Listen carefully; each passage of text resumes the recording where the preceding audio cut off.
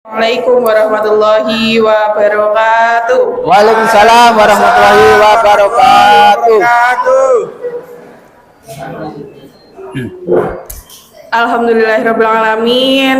Pada siang hari ini saya bisa bertemu dengan Bapak Ibu semua nggih. Niki sudah sami dahar sedaya. Wonten sing dereng? Mboten. Oh nggih. Ada yang belum pemeriksaan kesehatan di depan? Wonten? Yang belum angkat tangan, Bapak Ibu? Oh nggih, berarti niki sudah semua yang ada di aula nggih, kira mungkin yang di depan tuh ya. Nggih. Tadi dilakukan pemeriksaan apa mawon, Pak? Gula tensi, gula darah, asam urat, kolesterol. Tensine pripun? Wau pun di Kata sing inggil. Wonten sing inggil nggih. Coba tadi yang tinggi. Angkat tangan coba nggih. Kurang Kata napa sekedhik niki yang tinggi?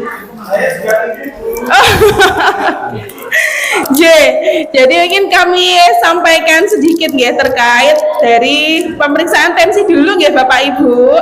Kenapa harus dilakukan pemeriksaan tensi? Karena saat ini penyakit yang paling tinggi menyumbangkan kematian yang mengakibatkan komplikasi yang banyak ya, itu hipertensi. Jadi komplikasinya bisa kemana-mana nggih Bapak Ibu. Kalau tensi tinggi itu bisa ke jantung, bisa ke otak, bisa mengakibatkan penyakit stroke, kemudian juga bisa ke penyakit ginjal. Lah, hipertensi itu dikatakan tinggi apabila tensi di atas 140 per 90. Mungkin tadi yang sudah dilakukan pemeriksaan kok tensinya di atas 140 per 90 itu dikatakan tinggi. Nah, gejala-gejalanya apa kadang yang menyertai hipertensi? Yang pertama, sakit kepala, sakit kepala mboten Bapak Ibu? Oh, mboten, alhamdulillah. Kemudian kadang jantung berdebar-debar. Deg-degan mboten? Oh, deg-degan. Kemudian pusing. Kemudian sakit dada, atau mudah lelah. Itu gejalanya. Cuma seringkali tensi tinggi juga tidak disertai dengan gejala. Jadi mungkin tadi ada yang tensinya 200 lebih ya Bu ya. Ada tadi ada yang 200 lebih tapi kok tidak pusing, tidak apa lah. Itu juga bahaya ya Bapak Ibu kalau sudah ada riwayat tensi di atas 140 apalagi tadi ada yang di atas 200, harus kontrol rutin ke rumah sakit. Mungkin beberapa tadi Bapak Ibu ada yang memang sudah ada riwayat kontrol di rumah sakit, monggo obat-obatnya yang dari dokter di rumah sakit dipun unjuk ingkang teratur, Kemudian apa sih yang harus kita lakukan untuk mengurangi tensi? Nomor 1, tidak boleh dahar yang asin-asin, Daharnya gurih-gurih napa asin-asin? Kali-kali Bu, gurih ahli asin. Contohnya nopo Pak Bu yang Uyah Bu.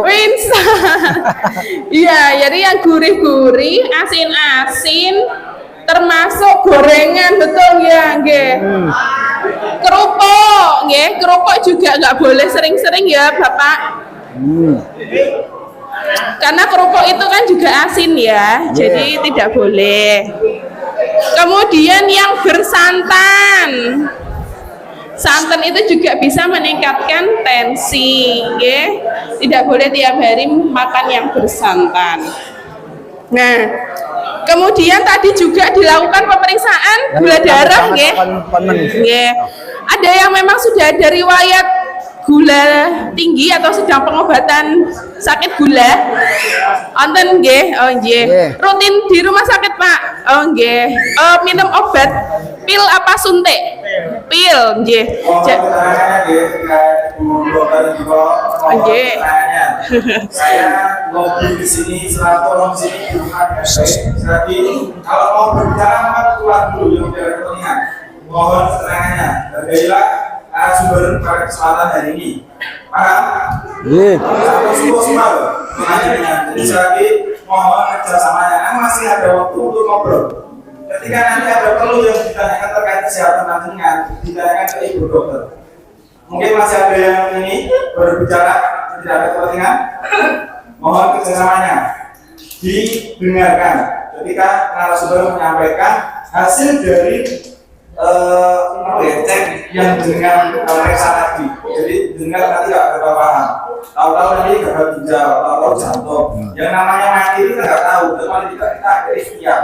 Sekali lagi mohon kerjasamanya. Jadi jangan ngobrol sendiri-sendiri dengan kami panjenengan. Monggo. Nggih, matur suwun. Nggih, saya lanjutkan nggih, Bapak Ibu nggih. Tadi terkait pemeriksaan gula darah. Ya. Mungkin tadi ada beberapa juga yang gula darahnya di atas 200 nggih. Wah, Jadi Masya gula darah itu Tinggi. normalnya apabila ada dua pemeriksaan ya Bapak Ibu ya. Kalau gula darah, pemeriksaan sewaktu atau pemeriksaan yang puasa. Kalau tadi yang dilakukan di depan itu pemeriksaan sewaktu nggih. Gitu. Kalau pemeriksaan sewaktu normalnya di bawah 200. Nggih, kalau tadi gula darahnya Bapak Ibu tidak sampai 200 berarti baik, normal. Normal, Gitu ya. nggih. Mungkin kalau yang memang sudah ada riwayat sakit gula berarti kondisi gula darahnya stabil, nggih, baik. Kalau memang dilakukan pemeriksaan pada saat puasa, ya kadang kalau di rumah sakit pemeriksaannya puasa dulu, itu normal apabila di bawah 126. Oke, kalau di atas itu, di atas 126 dikatakan tinggi. Kalau yang sewaktu itu di atas 200. Mungkin tadi ada yang di atas 200, nggih. Jadi mohon diperhatikan daharnya. Lah, daharnya apa yang harus diperhatikan? Satu, tidak boleh dahar gula ya, manis, gula pasir. Dah itu pokok pertama itu, nggih. Gula pasirnya ya harus dikurangi ya. Hari-hari ngunjuk teh manis napa mboten Bapak Ibu? Manis, Bu. Teh napa? Manis. Teh manis. Es teh jumbo. Wah, lah apa ya? Nggih lah sekarang trennya banyak es teh jumbo nggih Bapak Ibu nggih. Nggih. Kalau saya ya boleh sih teh, tapi jangan dikasih gula ya.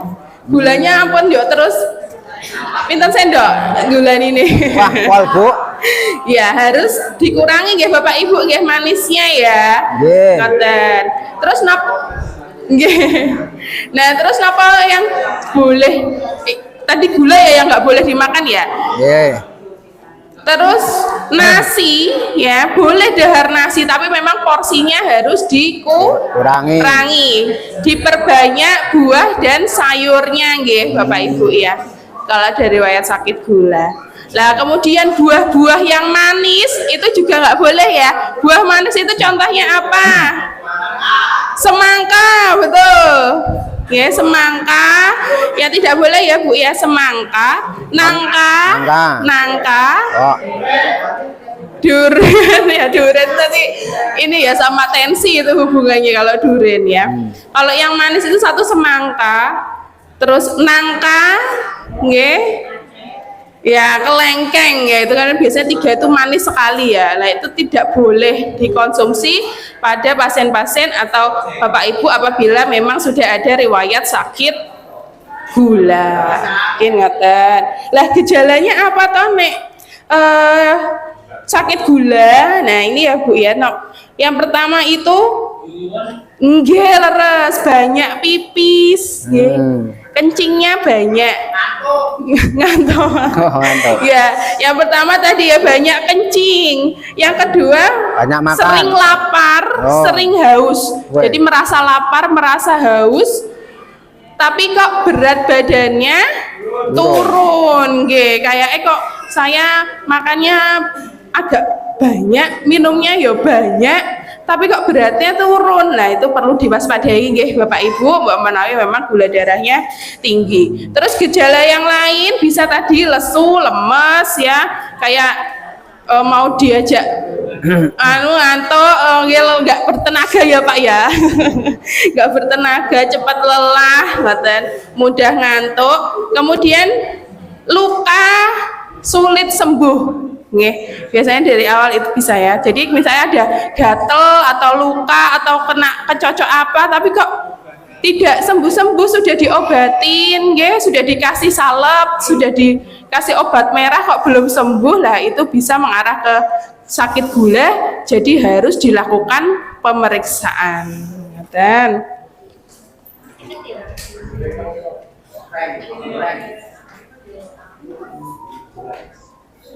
nah, jadi untuk menjaga pola hidup sehat, apa saja yang harus dilakukan? Tadi satu, pemeriksaan kesehatan secara berkala. Jadi pemeriksaan tensi, pemeriksaan gula darah, itu Bapak Ibu nomor satu, pemeriksaan berkala.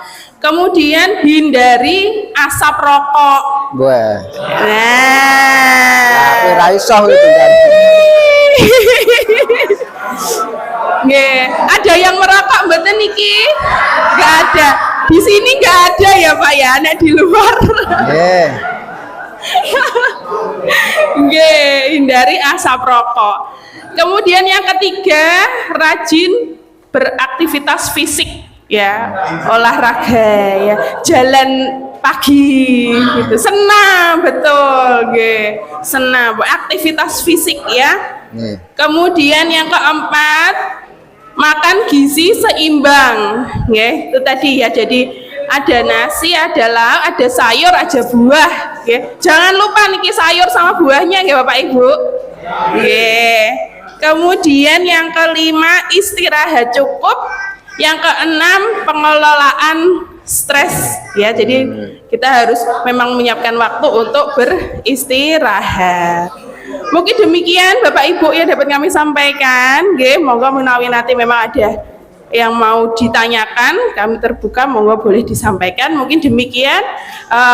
Kami mohon maaf apabila ada tutur kata kurang berkenan. Wabillahi taufiq wal hidayah. Wassalamualaikum warahmatullahi wabarakatuh.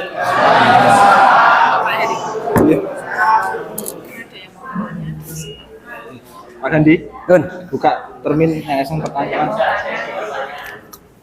Monggo, monggo teman-teman yang mau tanya silahkan tunjuk jari. Neng tak kaya jangan ngel-ngel. Oh, Pak Yanto, nggih. Nggih. Hasil penelitian untuk orang masyarakat Indonesia itu paling tinggi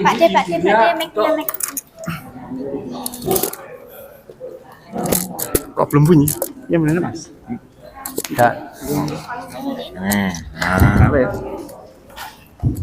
Ya, assalamualaikum warahmatullahi wabarakatuh.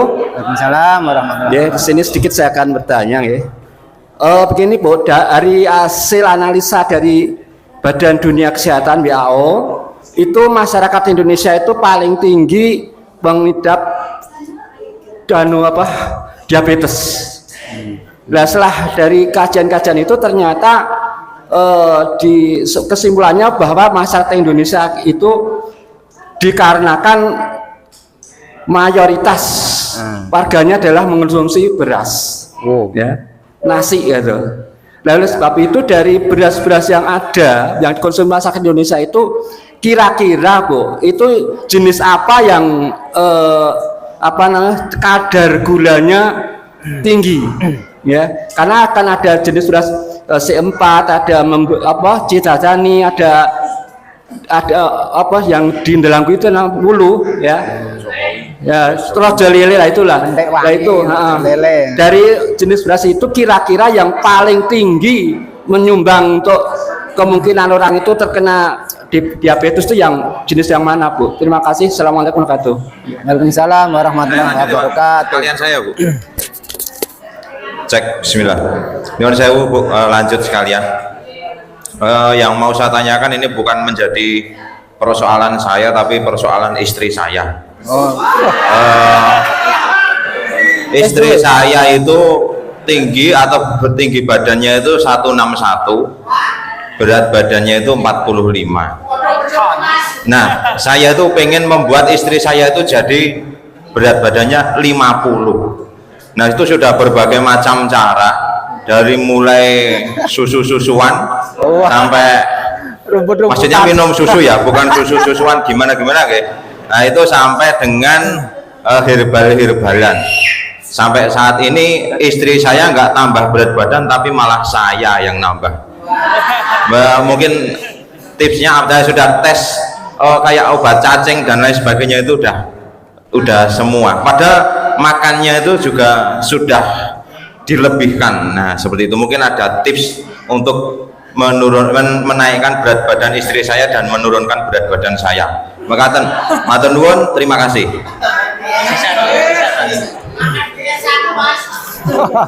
Api pegatan. Oh, di konsentrat. Mohon maaf, Cik. Mohon maaf nyambung ya Bu ya. Yang ingin saya tanyakan itu kalau bangun tidur khususnya di pagi hari itu badan itu kadang rasanya itu lesu gitu Bu, letih. Nah, tapi kalau sudah dipakai untuk aktivitas itu badan menjadi semangat lagi. Nah, itu termasuk maksudnya penyebab tanda-tanda penyebab penyakit atau mungkin hanya tensi atau tekanan darah, gula darah yang tidak normal atau kurang seimbang. Terima kasih.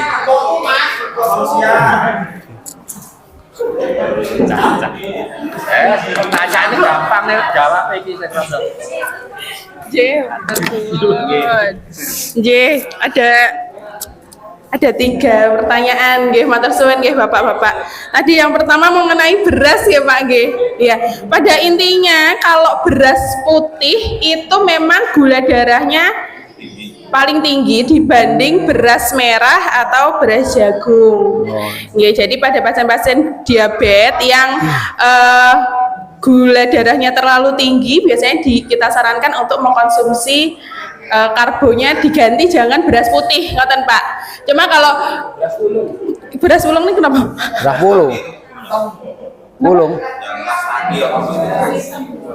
Beras ulung apa? Oh, beras ulung yang ditutu itu loh Bu, yang ditumbuk terus masih ada kulit arinya itu loh. Nah, masih ada kulit tapi arinya. Beras putih itu beras putih. Beras wulu. Oh, nggih, kalau ya beras putih secara teori sama tentu gulanya iya. tinggi. Nggih, kalau mau diganti ya beras merah itu atau beras jagung ya. Karena beras merah itu seratnya lebih tinggi, jagung itu juga seratnya lebih tinggi dibandingkan gulanya. Ngaten, nggih. Kemudian tadi berat badan ya Pak ya. Nggih.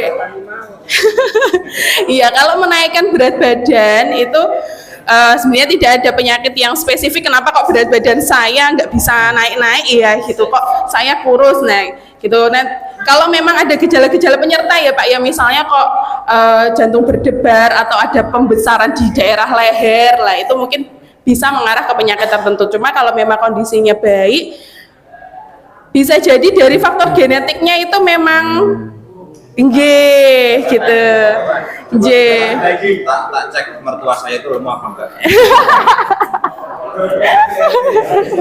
Ngaten nggih, itu kalau memang tidak ada faktor penyakit. Kalau faktor penyakit yang tidak bisa meningkat berat badannya itu paling sering ini karena gangguan gondok ya, gangguan gondok tiroid yang ada di leher. Cuma kalau tidak ada bisa jadi karena faktor genetik. Ngaten. Kemudian tadi pagi hari lemes ya Pak ya, pagi hari lesu ya. Baru olahraga. Jadi kalau pagi hari kok lesu, mungkin bisa dilihat tadi dari istirahatnya Mbok Menawi kirang gitu. Kemudian dari makan atau minumnya Pak gitu. Kalau mungkin makannya kurang, minum cairan ya, cairan itu kurang. Sehari itu kita kan paling enggak 2 liter ya Bapak Ibu, 2 liter, Bu. minimal 2 liter itu Masya Allah. harus minum cairan masuk ke tubuh kita. Kalau cairan kurang, makan kurang, istirahat kurang, pasti pagi hari saat bangun tidur itu tidak fresh ya, kurang seger lah kata niku ya. Jadi biasanya karena lifestyle-nya ya, jadi bukan tidak spesifik karena penyakit tertentu. Tidak spesifik karena penyakit tertentu. Dan mungkin Bu ini ada tambahan Bu? Ngaten, nggih, matur suwun. Masih ada? Ada? Jam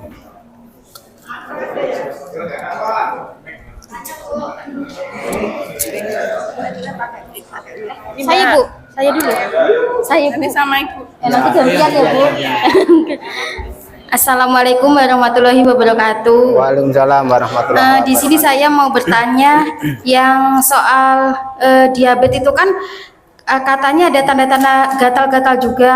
Lah itu cara membedakan antara gatal karena diabetes atau karena alergi itu apa? Terus yang kedua, kan saya tadi cek tensi ya, itu kan tinggi. Biasanya tuh enggak, tapi kalau di saat pas panik-panik kayak gitu tuh bisa tinggi tuh karena kenapa ya Bu?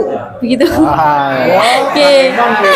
Kalau pas panik aja, kalau enggak sebenarnya normal. Ini Bu. Ya, ini saya mau bertanya skala pemeriksaan itu dalam jangka berapa bulan? Paling pendek gitu ya. Kalau ada keluhan itu kan paling 3 bulan ya Bu ya. Terus sakit gula itu kan ada 2, gula kering sama gula basah. Kalau gula kering itu apa ya, bisa luka begitu kayak gula basah itu kok sampai diamputasi, itu penyebabnya apa ya Bu? Tanda-tanda gula kering yang bagaimana, gula basah yang bagaimana? Terima kasih. Wassalamualaikum warahmatullahi wabarakatuh. Orang dibuka salam. Izin saya jawab dulu nggih. Nanti baru sebelah sana nggih Bapak Ibu nggih. Ya. Jadi tadi terkait tensi ya Mbak ya. Sama yang pertama tadi apa Mbak? Oh ya, gatal, diabetes. Oh, nyambung sama ibunya. Jadi diabetes mellitus itu sakit gula itu nggak ada ya Bu, yang kok kering basah itu nggak ada ya, secara teori nggak ada itu. Sama semuanya, kalau memang dinyatakan sakit gula ya gula diabetes gitu ya. Cuma kalau memang disertai luka, nah lukanya kok dan gula darahnya tidak diobati, tidak dikontrol, lah itu bisa jadi nanti lukanya tambah parah dan bisa akhirnya perlu diamputasi. Makanya kalau dari riwayat sakit gula kok ada luka, itu gula darahnya harus dikontrol sekali Bapak Ibu nggak boleh tinggi, harus normal agar lukanya cepat sembuh. Kemudian kalau yang gatel, tadi gatel karena gula dan gatel tidak karena gula seperti apa? Nah, sebetulnya tidak spesifik kalau sakit gatal pasti gula, dan tidak spesifik kalau yang gula pasti gatal-gatal itu mboten nggih. Cuma ya itu biasanya kalau yang sakit gula, kalau ada gatal itu terus gampang luka. Gampang infeksi Bapak Ibu nggih. Gampang bernanah kalau yang ada sakit gula. Kalau yang tidak ada sakit gula, dia gatal, misalnya kena menting-menting kemudian digaruk kemudian lecet, itu sembuhnya gampang. Kalau gatal karena alergi itu seringnya bidur biduran, bentol-bentol bentol-bentol di tangan, di kaki atau di pipi, di mata, kadang seperti itu. Itu kalau bidur, bentol-bentol yang besar-besar itu seringnya karena alergi. Ngaten nggih Bapak Ibu nggih. Kemudian yang sebelah kanan ya tadi ya, 2 pertanyaan terakhir mungkin nggih.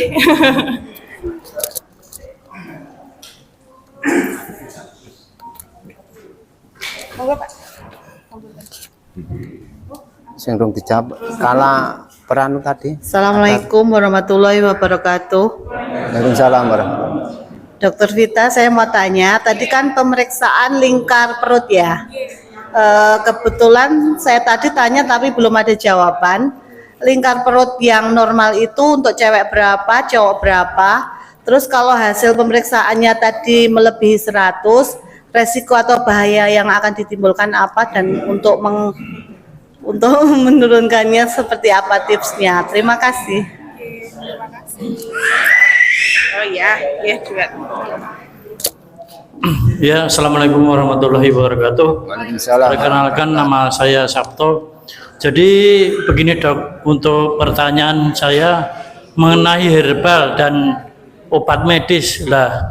Mumpung rekan-rekan ini dikasih sosialisasi, tolong dijelaskan untuk herbal itu pengaruhnya apa, untuk obat medis lebih baik mana gitu. Tolong dijelaskan daripada rekan-rekan ini belum tahu khasiat herbal. Kan sekarang marak obat tetes dan lainnya itu nggak hanya nyebut merek tapi penyuluhan lisan gitu maksud saya. Terima kasih.